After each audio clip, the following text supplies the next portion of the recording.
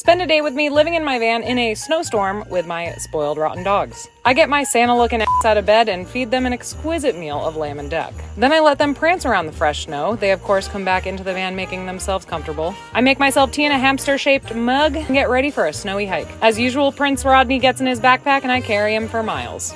We get back to the van for treats and I make myself dinner, which, surprise, surprise, has dog fur in it. I then go brush snow off the van while the boys munch down on dinner and get it all over my bed once again. Oh, God.